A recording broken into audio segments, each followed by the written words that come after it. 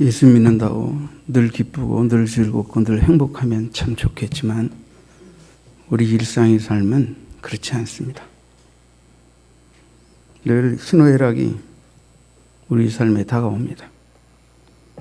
기쁜 일이 있는가 하면 슬픈 일도 있고 좋은 때가 있는가 하면 고통스러운 때도 있습니다. 아니 어떻게 보면 늘 항상 기뻐하고 범사에 감사하라 그랬지만 감사하기보다 불평하고 기쁠 때보다 슬프고 아픈 일들이 더 많지 않나 하는 생각을 해봅니다. 하나님의 백성이 살아가는 동안 우리가 생각하는 것처럼 언제나 기쁘고 언제나 좋은 일만 가득 차 있는 게 아닙니다.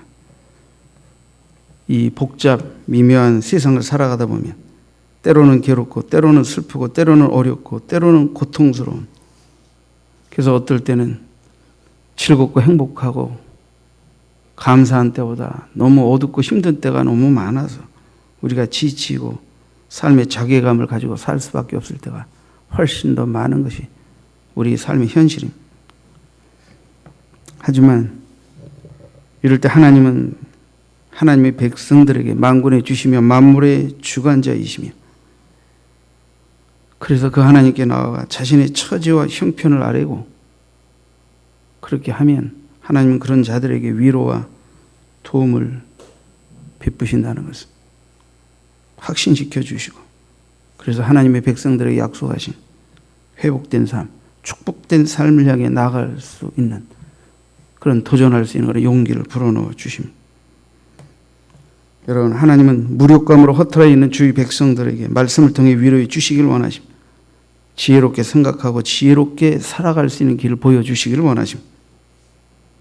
지난주에 저는 하나님은 모든 만물을, 인간의 삶을 주관하시는 분이라는 것을 말씀드렸습니다.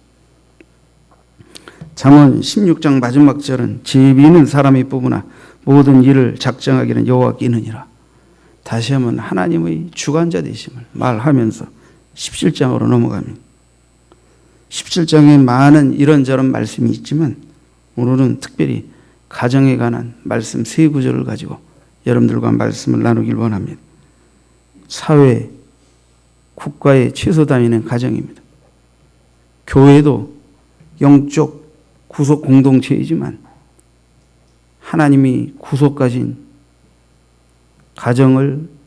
가정들의 모임을 통하여 교회가 이루어진다는 것을 우리 이미 잘 알고 있습니다. 지혜자는 우리의 가정생활을 향하여 몇 가지 권면을 합니다. 그 권면을 오늘 여러분들과 나누길 원합니다. 첫째, 여러분의 가정에 화목이 있느냐 하는 문제예요. 여러분은 화목한 가정이십니다. 지혜자는 가정에 화목이 있어야 된다라고 말을 합니다. 화목. 잠언 17장 1절을 보시죠. 마른 떡 한 조각만 있고도 화목하는 것이 제육이 집에 가득하고도 다투는 것보다 나으니라. 이 원문상의 의미로 보면 이 제육이라는 것은, 고대의 제육이라는 것은 다 하나님 앞에 제물을 드리고, 그죠? 남은 것들을 가지고 먹는 거예요. 그래서 희생 제물의 고기이죠. 또 다른 의미로 보면 그런 잔칫날 풍성한 음식을 마련해서 제육이 가득한 음식을 먹으면서 다툽니다. 싸움박질합니다. 이런 것보다 마른 떡 한 조각이 있고도 화목한 게 낫다 하는 말을 하고 있는 거예요. 이 화목이라는 것은 샬롬인데 평안함이죠. 평안함이 좋다. 이 좋다라는 말은 이제 성경에서 토부라는 말로 쓰였는데, 하나님 만물을 지으시고 인간을 지으시고 좋았더라 심히 좋았더라 그러셨어요. 그러니까 하나님이 보실 때 좋았다라고 하는 것, 이것은 하나님이 인간의 삶 속에 부여하신 도덕적 선이라는 것을 의미합니다. 하나님이 인간의 삶을 바라보면서 하나님의 뜻에 부합된 가치관과 행실의 기준을 말하고 있다는 것을 생각하시면 돼요. 하나님이 보실 때 좋았더라 하는 의미는 인간이 삶을 살아가면서 참된 지혜의 기준이 무엇인가를 아는 것을 의미합니다. 자, 오늘 지혜자가 나으니라. 응?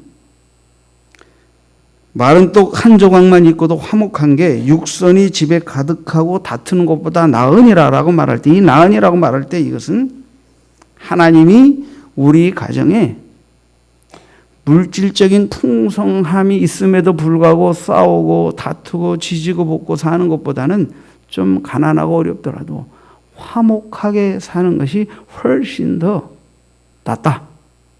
그것이 하나님이 보실 때 아름답다. 고 보신다는 거예요. 이 말은 가난하게 살라는 말은 아닙니다. 부유하게 사는 게 죄라는 의미도 아닙니다. 적어도 우리가 하나님의 물적 가치보다 이 화목의 가치를 더 높여 말씀하실 때 화목이라는 것이 단순히 물질이 많고 적음에 의해서 좌우되는 가치관이 아니다라고 하는 것을 말씀하고 계신 것입니다. 물론 가난 때문에 더 많이 싸우고 다투는 가정도 있습니다. 물질적으로도 여유롭고 풍요로워서 또 화목한 가정도 있습니다. 그러나 많이 풍요함에도 불구하고 너무너무 다투는 가정도 있습니다. 어렵지만 사이좋게 서로를 위로하고 격려하며 화목하게 지내는 가정도 있습니다. 그러므로 화목하다는 것은 있고 없음에 좌우되는 것이 아니고 이 화목은 하나님을 경외하는 믿음 안에서, 그죠?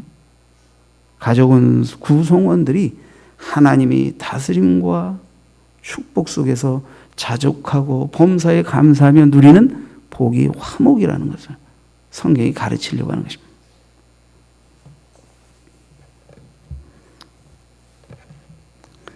여러분, 우린 명절 때 되면 늘 이제 기도하죠.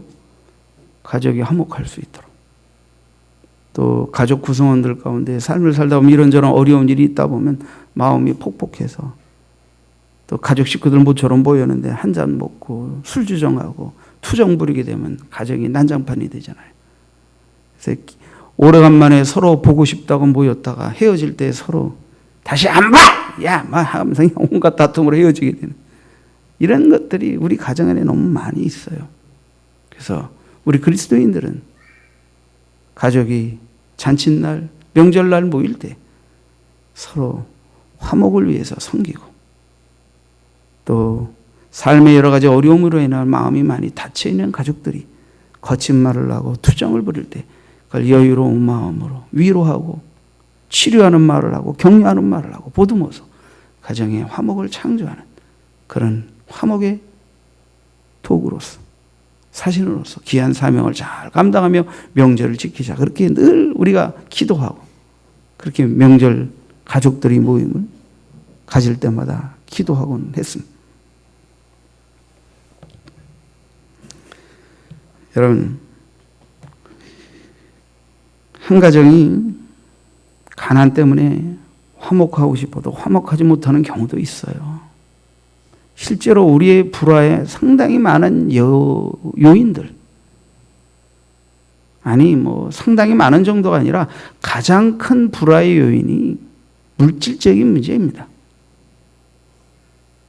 그렇죠? 근데 우리 그리스도인 가정이 많은 물질의 아픔과 어려움이 있음에도 불구하고 하나님의 은혜 아래서 화목할 수 있다고 하게 되면 물질이 궁핍이 서로의 마음을 다치게 해서 다툼과 불화가 많이 일어날 수 있는 환경과 조건 속에서도 그럼에도 불구하고 화목을 창조해내며 더 나은 삶을 향해 도전해 갈 수 있는 가정이 됐다고 하게 되면 이건 굉장히 큰 하나님의 은혜 가운데 있는 거예요. 우리는 물질적으로 여유로우면 훨씬 더 화목할 수 있습니다, 사실.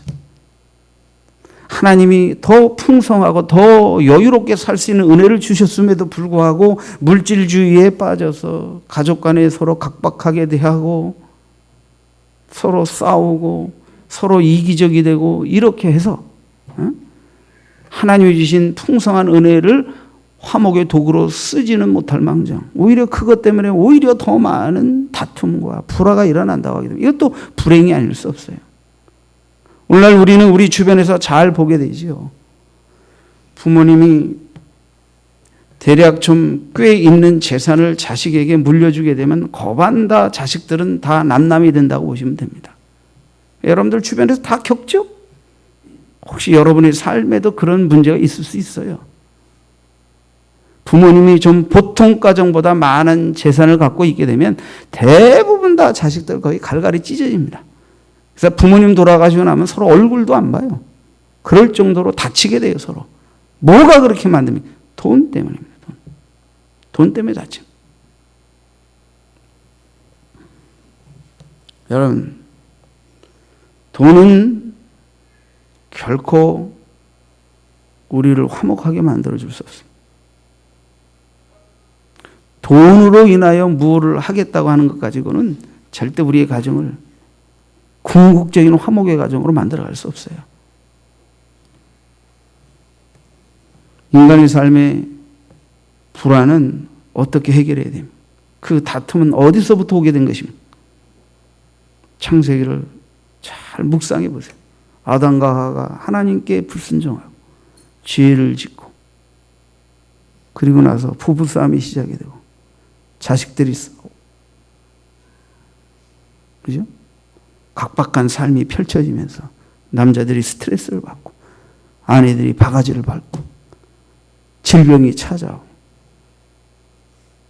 문제가 하나님과의 올바른 관계에서 문제가 생기기 시작하면서부터 그 삐뚤어진 현상, 신앙이 삐뚤어진 현상의 유탄들을 우리가 삶 속에서 맞게 될 때 그 중에 불화가 다가온다는 거예요. 다툼이 다가온다는 거예요. 그러니까 불화와 다툼을 극복하려면 어떻게 해야 돼요? 서로 한 잔 먹고 풀어야 됩니까? 한 잔 먹고 풀어보세요. 풀린 줄 알았는데 한 잔 먹고 있는 얘기 없는 얘기 다 풀어놨더니 풀린 줄 알았는데 나중에 네가 나한테 그랬어 하고 또 다른 깊은 상처를 끌어안고 직장 상사가 직장인들 다 불러놓고 한 잔 먹이면서 야, 좀 오늘 그 계급 좀 띄고 마음에 뭐 있는 거 다 쏟아놔, 다 들어줄게. 다 얘기했어요. 그거 믿고 얘기 때 나중에 딱 술 깨고 나서 그 대리가 그랬어? 이게 뭐 그렇게 자기가 마음의 도량이 넓다고 다 품어서 이해해 줄 것처럼 해놓고는 술 깨고 나서 한 잔 먹고 나눈 얘기에 대해서 서로 꽁 안 돼요. 이게 안 돼요. 술 한 잔 먹고 화목하고 술 한 잔 먹고 기쁘게 즐겁게 행복하게 살 수 있었다면 성경에 술 취하라 행복하리니 가정이 기쁨이 넘칠 것이다 이렇게 기록됐을 거예요. 그런데 성경은 뭐라고 말하고 있습니까? 술 취하지 말라. 이는 방탕한 것이니 성령의 충만을 받으라 그런 거예요. 성령. 새 술에 취할 때 성령의 지배를 받을 때 우리의 관계가 성령 안에서 교통이 될 때 진정한 화목과 행복이 있다고 성경은 가르치고 있는 거예요. 예? 때로는 좀 성도님들 중에도 성도들끼리 한 잔 먹고 서로 친해 보려고 교통하시는 분들이 들어있는데 주의하세요. 사탄이 틈탑니다. 절대 여러분이 원하는 대로 되는 게 아니에요. 그리스도인들은 새술 안에서 성령 안에서 교통하고 권면하게 돼 있지 술 한 잔 먹으면서 권면하고 이렇게 하다가 거기에 인간적이고 육적인 것이 찌꺼러기가 남아서 그게 서로에게 대한 때로는 좋지 못한 상처와 사탄의 틈이 있다는 것을 여러분 잊으면 안 돼요. 뭐 반드시 꼭 그렇다는 건 아니지만 이런 위험성이 있다는 건 알아요. 위험성이다. 응?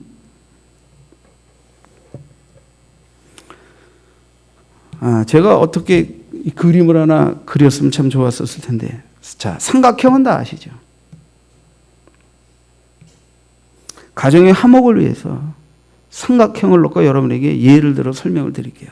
자, 삼각형 꼭대기에 하나님이 계시고 양쪽 끝에 나와 너가 있습니다. 부모 자식도 좋고 남편과 아내도 좋고 나와 이웃도 좋고 자, 나와 너의 관계가 하나님과 연결돼서 이 삼각형을 이루고 있습니다. 자, 보세요. 우리 관계가 하나님과 멀어져서 예를 들어서 남편이 하나님과 멀어진다. 그래서 한없이 밑으로 내려가는데 부부관계가 한없이 가까워지려고 해도 이 좁혀지지 않아요. 아세요? 부부가 다 같이 하나님을 멀리하고 지멋대로 살아요. 열심히 인간적으로 노력하지만 상당히 좁혀지기 어려워요. 아내도 하나님을 사랑하고 남편도 하나님을 사랑하고 성령 안에서 하나님을 경외하는 믿음 안에서 서로 가까워지려 노력할 때 부부관계도 더 깊게 가까워지는, 이게 연합의 원리입니다. 여러분들이 주님과 온전히 연합하면 부부간에도 온전한 연합에 이르는 복을 얻게 됩니다. 응? 여러분, 이 다툰다고 하는 것은 서로에게 대해서, 그죠? 자기 주장이 세고 이기적인 마음이 생기고 못마땅한 것을 먼저 주장하고, 서로의 부족을 메워주는 부부이기보다 상대의 잘못을 지적하면서 따지고 뭐 또 자존심 부리고 하면서 다툼이 생기는 거예요. 이 다툼이 계속되는 것은 잠언에서는 마치 그 뚝에서 물이 새는 것과 같다. 그 뚝의 작은 틈에서 물이 셀 때는 큰 문제가 없는 것 같아요. 근데 이걸 잘 봉합하지 않고 자꾸 이 다툼이 점점 커지고 증폭이 되면 어느 날 뚝이 무너진다. 부부가 삶을 살다 깨지는 것도 찾아 들어가면 아주 작은 다툼이 출발이 돼서 커져간 거예요. 응? 화목한 가정이 되려면 다툼과 시비를 끝내라는 거예요. 다툼과 시비를 끝내라.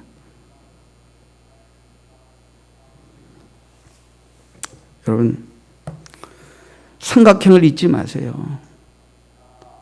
우리가 하나 되고 너와 내가 부부 간에 가족 간에 더 가까워져서 소통이 되고 화목할 수 있는 비밀은 서로가 하나님을 경외하면서 그 사랑을 실천할 때 가장 이상적으로 관계가 좋아지는 거예요.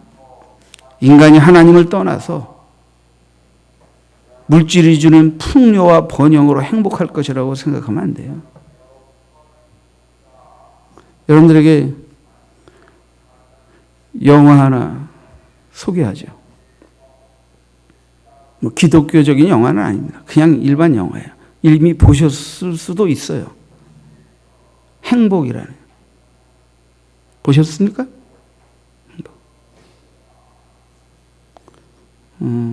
그래서 공짜로 영화 보는 인터넷 들어가면 다 나오죠? 거기 들어가서 그래서 공짜로 영화 보는 인터넷 뭐 있지? 가장 흔한 게 뭐야? 응? 여러분들 뭘로 공짜 영화 보십니까? 얘기 좀 해줘봐. 불법 말고. 지금 예배 시간에 불법적인 거 말고 합법적인 거 있어. 내가 그래서 모르는 모양인데 내가 좀 찾아서 가르쳐 드려야 되겠네. 나 그 회사하고 돈 받은 거 없어. 응? 뭐 예를 하나 들어보는 거예요. 곰TV 있잖아요. 곰TV. 곰TV 쳐서 거기 어플 깔고 들어가서 거기 영화 치고 무료 영화 쳐. 아셨어요? 그럼 거기에 행복 떠 있을 거예요. 보세요. 그리고 행복이 뭔지 생각하세요.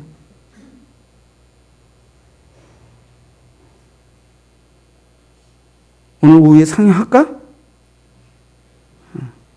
원하시면 찬양 연습 끝나고 오후 4시부터 김 목사님 곰TV 연결해가지고 저희 비전에서 오후 4시 4시는 안 되겠다. 성가대원 4시 반에서 5시면 끝나겠지.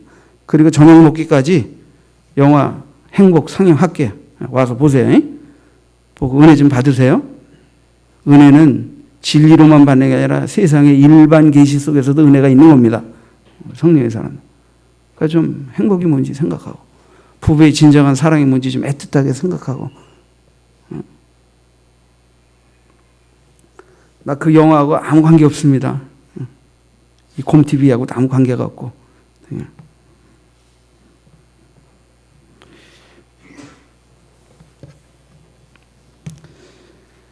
여러분, 두 번째, 당신의 가정에 세대 간의 유대감이 있느냐 하는 문제예요. 세대 간의 유대감. 6절을 보시죠. 손자는 노인의 면류관이요 아비는 자식의 영안이라. 자, 여기 할아버지와 아버지와 손주들 3세대가 얽혀서 언급되어 있어요. 한 가정의 행복을 위해서 세대 간의 유대감이 깊어야 한다는 거예요. 응? 노인은 나이 든 분을 의미하죠. 한 가정의 조보를 의미합니다. 여기 손자는 말 그대로 손자들이에요. 손자들. 손자는 노인의 면류관이래요. 손자는 노인의 면류관일 뿐입니까? 시편 127편 3절에 보면 자식은 여호와의 주신 기업이요 태의 열매는 상급이라고 그랬어요. 자식이 여호와께서 주신 기업이고 상급인데 어떻게 자식을 통해서 주의 기업과 상급을 보십니까? 아니면 남의 새끼를 지긋지긋하다 아주 그냥 이러십니까? 그것도 내가 어떤 부모냐, 자식이 어떤 자식이냐에 따라 바뀌어집니다. 마귀가 그냥 내버려 두겠습니까? 하나님을 경외하는 믿음 안에서 하나님 허락하신 이 위대한 자녀의 태의 열매요, 기업이요, 상급인 이것이 그렇게 되지 못하도록 이제 마귀도 총력 공세를 펼치겠죠. 그러니까 우리가 믿음을 떠나서 타락하고 성경적인 부모상을 잃어버리고 성경적인 자녀상을 잃어버리게 되면 이게 자식이 왼수 덩어리가 되는 겁니다. 그때부터.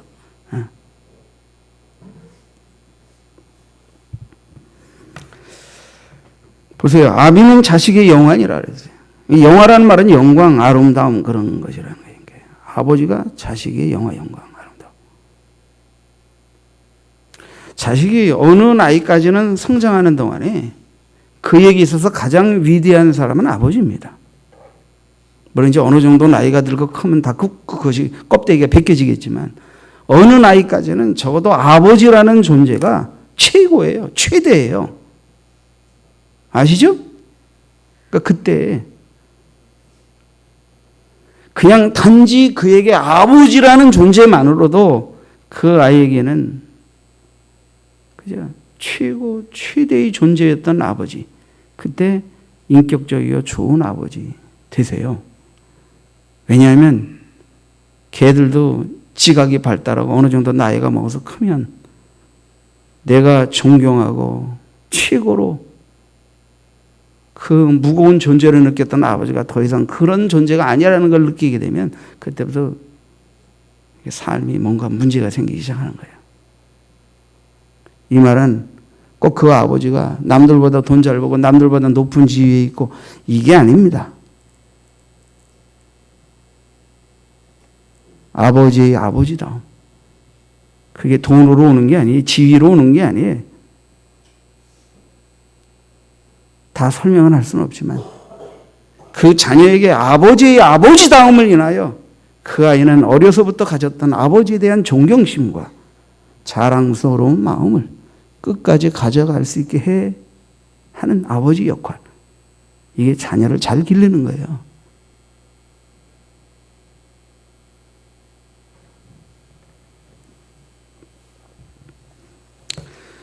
적어도 자식의 영화라는 말은 자랑이요, 긍지요, 기쁨이라는 의미입니다. 아버지가 나의 자랑이고, 나의 긍지이고, 나의 기쁨이다. 여러분, 우리가 삶을 살다 보면 실패하고 어려울 때도 있겠죠. 그죠? 근데 아버지도 인간이니까 좌절하고 힘들 수 있겠죠. 술 취하고 인생을 포기하고 싶고 그럴 수 있겠죠. 근데 자식이 있어요. 지금 커가는 자식이 있어요. 내가 인생을 포기하고 좌절하면 이 자식들의 미래는 어떻게 될까? 아버지로서의, 가장으로서의 책임감 때문에 많은 어려움과 역경이 있음에도 불구하고 극복하기 위해 노력하는 모습을 보여주면 처음에는 돈 잘 벌던 아버지가 돈 못 벌어서 우리가 가난하게 되었다는 것 때문에 아이들이 투정하고 불평할 수 있겠지만 조금 지나고 나면 우리 아버지는 그런 실패와 좌절과 아픔을 겪었음에도 불구하고 최선을 다해서 우리 자녀들의 아버지로서 가장으로서 책임을 다하기 위하여 성실하게 자존심을 내려놓고 노력하며 본이 되는 모습으로 살아오셨다라는 것 때문에 자랑스러운 아버지로 생각할 것입니다. 그거예요. 아버지가 자녀들에게, 어머니가 자녀들에게 자긍심을 심어주고 기쁨이 되고 보람이 되고 영광이 되고 좋은 부모라고 생각하는 그런 마음 속에서, 그런 마음으로 계속 우리 자녀들이 커갈 때 절대 우리 자녀들이 이 세상에서 삐뚤어 나갈 이유가 없는 것입니다.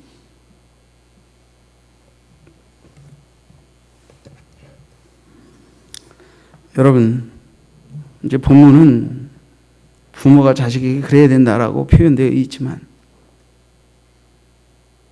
또 여러 말씀들을 종합해 보면 부모가 자식에게 그러하듯 자식도 부모에게 그런 존재가 되어야 합니다.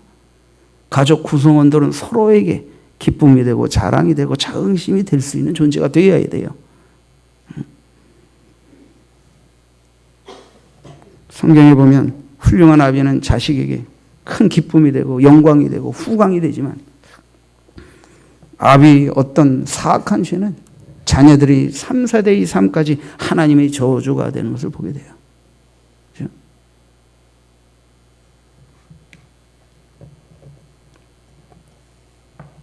우리는 난부모가 된다라는 의미보다 인격적이고 믿음이 있는 주어진 삶 속에서 그래도 반듯하게 자녀들이 자랑스러워할 수 있는 부모로서의 모습으로 묵묵히 믿음 안에서 삶을 살아가는 모습을 보여줌으로 인해서 우리 자녀들에게 무언가를 줄 수 있는 그런 부모가 되어야 하는 것입니다. 오늘날 가족 구성원 간에 서로에게 대한 유대감이 상실되는 문제가 발생하고 있습니다. 가장 큰 문제가 부부간의 이혼 문제입니다. 이미 우리 삶 속에 이런 상처를 딛고 또 믿음 안에서 극복의 삶을 살고 있는 가정들도 있습니다. 또 하나는 부모와 자식 간의 갈등입니다. 오늘날 우리 부모님들은 점점 더 소외되고 있습니다. 형제간은 어떻습니까? 부모의 피를 나누는 형제들, 결혼하기 전에는 네 것 내 것 없이 친했던 형제들이 시집가고 장가가서 세월이 지난 후에 부모님들 돌아가실 때쯤 되면 가까운 이웃만도 못한 거리감 속에서 피폐해지는 게 우리의 가족의 병폐고 오늘날 문제의 현실입니다. 왜 오늘날 우리는 이렇게 가족의 유대감을 빼앗기고 상실당한 채 상처를 주고받으며 살고 있는가 하는 거예요. 우리 부모님들은 자식이 잘못하면 다 내 잘못이라고 말합니다. 이게 동양인, 특히 한국인들의 심성이죠. 자식이 잘 되면 부모의 자랑이 되기도 합니다. 여러분 보세요. 우리가 부모가 이혼을 하게 되면 부부도 서로 상처를 갖게 되지만 자녀들은 더 큰 상처를 갖게 됩니다. 제가 조금 이해를 돕겠습니다. 우리가 이혼하게 되면 아버지와 사는 자녀들이 있고 어머니와 사는 자녀들이 있게 됩니다. 그죠? 이건 어쩔 수 없잖아요. 주로 양육권이 누구에게 있느냐. 우리도 이제 요새는 이혼해도 서로 만나게 하죠. 일정한 간격을 따라 만나기도 하고 이렇게 합니다만. 아버지와 함께 사는 자녀들은 어머니가 자신들을 버렸다는 상처를 지우기 어렵습니다. 그것이 이혼이 주는 자녀들에게 주는 상처입니다. 아무리 자주 만나서 맛있는 거 사 먹고 사이 좋아도 일단 부부가 헤어진 이상 아버지와 사는 자녀들은 어머니가 나를 버렸다는 상처를 끌어안고 그 상처를 극복하면서 삶을 살아야 합니다. 그건 어쩔 수 없는 현실입니다. 그러므로 아버지와 함께 사는 자녀들을 돌보게 되는 새로운 새어머니들은 이 자녀들이 낳은 어머니로부터 받은 상처 때문에 기르는 어머니의 좋은 어머니가 되려는 노력이 배가의 어려움을 그 십자가를 지면서 사랑을 실천해야만 된다라는 걸 받아들여야 됩니다. 두 번째, 어머니와 함께 사는 자녀들이 있습니다. 아버지로부터 버림받았다는 상처가 있습니다. 그러므로 그 자녀들에게 새로운 아버지가 되신 분, 낳아준 아버지보다 길러준 아버지로서의 그 아버지에 대한 상처가 있는 자녀들을 보듬을 때 훨씬 더 배 이상의 노력과 사랑이 필요하다는 걸 받아들여야 돼요. 그러므로 이혼을 하지 않고 사는 것보다 이혼해서 다시 사는 것이 훨씬 더 어렵다는 것을 여러분 인정하셔야죠. 그러니까 새로운 지난날에 우리의 삶에 상처가 있었다 하더라도 그리스도 예수 안에서 하나님 은혜 가운데 새로운 삶이 출발될 때 우리가 꼭 기억해야 할 것이 있습니다.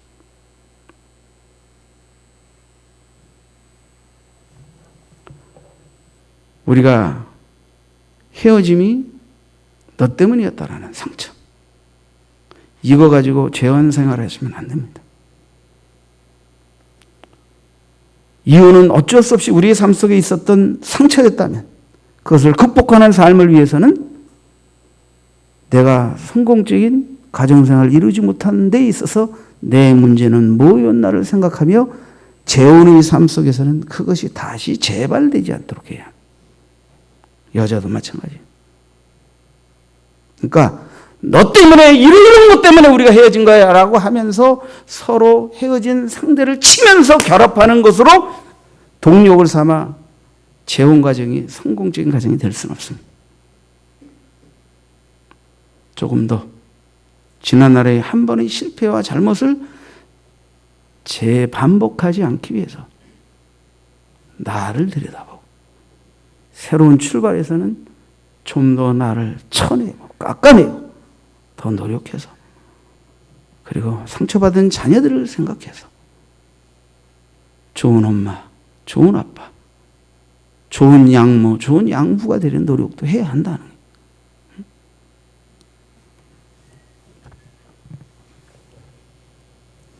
여러분, 우리는 유대감을 이루는 가정이 되어야 되겠습니다. 그리고 우리 주변에 유대감의 축복과 아름다움을 나누는 가정이 되어야 되겠습니다.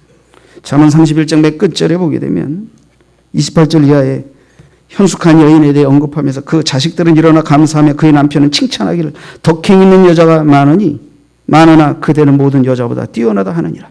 고운 것도 거짓되고 아름다운 것도 헛되나 오직 여호와를 경외하는 여자는 칭찬을 받을 것이라. 그 손의 열매가 그에게로 돌아갈 것이요 그 행한 일로 말미암아 성문에서 칭찬을 받으리라. 덕행이나 헌숙한 여인이 자식들에게 남편에게 칭찬받고 자식들이 감사하고 성문에서는 그를 칭찬하는 여인뿐 아니라 아버지도 자식도 할아버지도 손자도 가족 구성원들은 서로에게 이런 의미가 되어야 합니다. 화목한 가정이 유대감이 깊고 유대감이 깊은 가정이 서로에게 이러한 자긍심과 기쁨과 자랑거리가 될 수 있습니다. 세 번째, 당신의 가정에 가족 간의 우애가 있는가?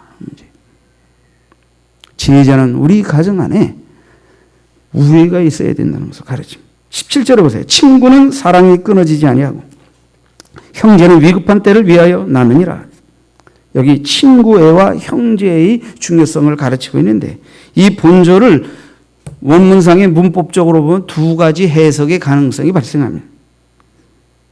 왜냐하면 그 문장 양 중간에 보면 이 접속사가 있는데 히브리어로 와우라는 접속사입니다. 우리 영어로 보면 and 또는 but 이런 정도의 접속사 의미를 갖는 거예요. 근데 이것을 이 와우라는 접속사를 반의적인 의미로 해석하게 되면 사랑하는 친구보다 위급할 때 도움을 주는 형제가 낫다 이렇게 해석이 됩니다. 이건 반의적 해석입니다. 이스라엘 공동체의 혈족들은 가족 간의 위기와 어려움이 일어나게 되면 그 가족들이 그들을 살리고 일어날 수 있도록 돕는 것이 아주 전통이 되어 있어요. 성경적으로도 그렇게 나타나요. 그러니까 어려움이 있을 때 사랑하는 친구도 할 수 없는 일을 가족들은 한다. 이런 의미에서 보면 친구의 사랑보다 가족 간의 형제 우애가 더 짙다라는 것을 의미한다는 뜻으로 보면 이것은 반의적 의미로 해석할 때 그렇게 가능합니다. 두 번째, 동의적, 앤드라는 동의적 접속사로 해석을 하게 되면 친구의 사랑도 중요하고 형제의 사랑도 중요한 것이다. 이렇게 해석할 수 있겠습니다. 실제로 잠언 18장 24절에 보면 많은 친구를 얻는 자는 해를 당하게 되거니와 어떤 친구는 형제보다 친밀하니라 그랬어요. 그러니까 친구는 조건적인 상대이기 때문에 가족만 못하죠. 그러나 어떤 또 정말 진정한 친구는 가족보다 더 나은 친구도 있을 수 있는 것입니다. 그러니까 이것을 뭐 반의적으로 해석을 하든 동의적으로 해석을 하든 상관없습니다. 우리의 형제의 우애가 조건적인 우정적 사랑보다 나아야 됩니다. 또 어떤 진정한 친구의 한결같은 사랑은 우애 없는 가족의 사랑보다 훨씬 더 나을 때도 있습니다. 그러나 어쨌든 우리의 삶 속에 진정한 친구의 우정과 깊은 화목을 바탕으로 유대감을 바탕으로 어려울 때 힘이 되어줄 수 있는 가족 간의 우애는 정말 필요한 것입니다.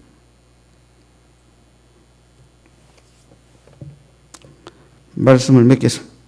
여러분, 가족 간의 구성원 간의 불화는 가족 구성원 간의 유대감의 상실을 낳습니다. 유대감이 상실된 가족은 서로 어려울 때 아무런 힘이 되지 못합니다.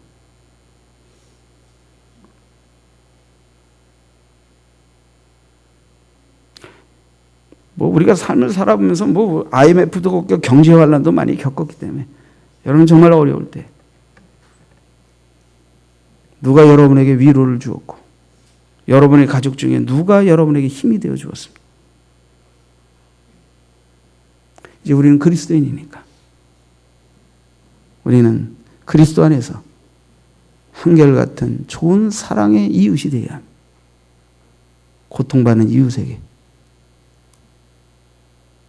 우리는 그리스도인으로서 가족이 어렵고 힘들 때 좋은 우애의 사랑을 실천하는 그리스도인이 되어야 합니다. 가족 구성원 간의 화목은 가족 구성원 간의 깊은 유대감을 낳습니다. 그 유대감이 깊은 가족은 서로 어려울 때 힘이 되어줍니다. 교회는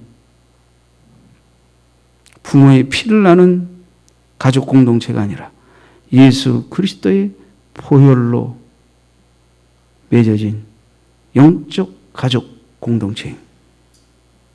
바울 사도는 교회는 지체가 아플 때 함께 아파하고 지체가 기쁠 때 함께 기뻐해야 된다고 말하고 있습니다.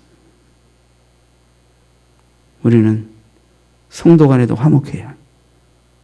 가족 간에도 화목해야 합니다. 그래서 가족 안에서 그리스도의 보혈의 공동체로 맺어진 영적 가족 안에서 우리는 깊은 유대감을 나누고 이것을 바탕으로 힘들고 어려운 지체들을 살려내고 세워주고 격려하고 일으켜 세울 수 있는 그런 가족, 그런 교회의 가족이 되어야 합니다. 기도하겠습니다.